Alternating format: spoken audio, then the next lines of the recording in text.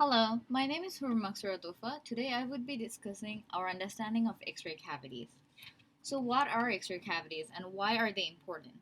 After the end of cosmic inflation, hot atmospheres are expected to cool and to form stars. However, we don't see as many galaxies in the universe as we would expect to due to the cooling.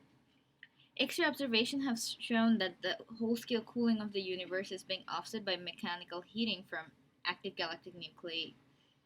Recent observation using Chandra telescope has produced detection of X-ray surface brightness depression, known as cavities or bubbles, in many of these systems, interpreted as buoyancy rising bubbles created by agent outbursts. Studies of these cavities in clusters suggest that the outburst energy required to inflate these cavities would be sufficient to balance cooling. However, the only way to detect these cavities is by smoothing telescope image until we find a clear cavity, which can be a biased process. So we explored these cavity properties to understand data biases and to learn more about the nature of these cavities. From previous work, we have seen that there is a very strong correlation between the pressure of these cavities and the luminosity of the gas surrounding these cavities. So we created simulations to see if we can recreate the pressure and luminosity relationship in of these cavities by injecting random bubbles using real density and pressure profile of 6 different galaxy clusters. And then we looked at the factors that can potentially drive the scatter of this correlation. Finally, we looked at potential biases in this cavity detection. In this slide, we're looking at cavity pressure versus cooling luminosity for X-ray cavities of different radius and cavities located at different distances in Abel 85, Abel 478, Abel 1795, Abel 1835, Abel 2199, and Abel 4059. And constrained these we have constrained the radius and distance based on the redshift they're located at, and we only took above the smallest distance possible to see. Since we found it was possible to recreate the slope of the pressure-luminosity relationship, we then started looking at what was driving the scatter.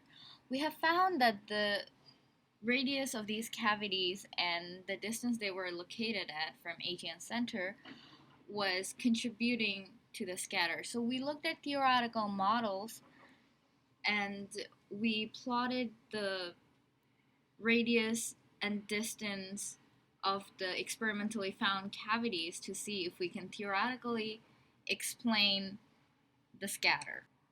However, as we see that the constant PV or the adiabatic model or the continuous expansion model or keeping the signal to noise ratio constant, none of these theoretical models truly overlap with the data.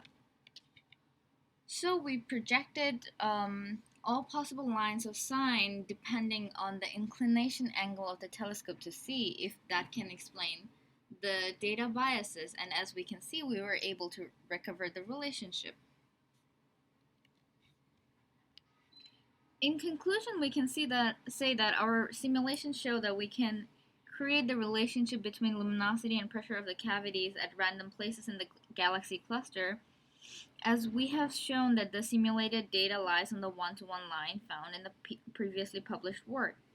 Since the slope can be reproduced by injecting random bubbles in real cluster, the details of the bubbles themselves are not driving the slope, but rather the ambient pressure and the pressure gradient, which means that the slope is rather a property of the AGN and not the cavities. Furthermore, the radius of the cavity and the distance where the cavity is located drives the scatter. So when we randomize the bubble properties, the scatter blows up.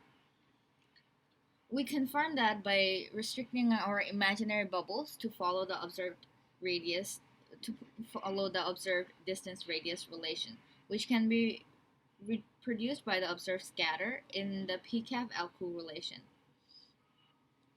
Our observation of distance radius relation and the inconsistency with the theoretical model means the distance radius relation is mostly driven by our inability to detect small bubbles in large radius due to the fact that signal to noise ratio goes down with radius. There's probably also an issue with projection since the distance measured in 2D artificially steepening the distance radius relation.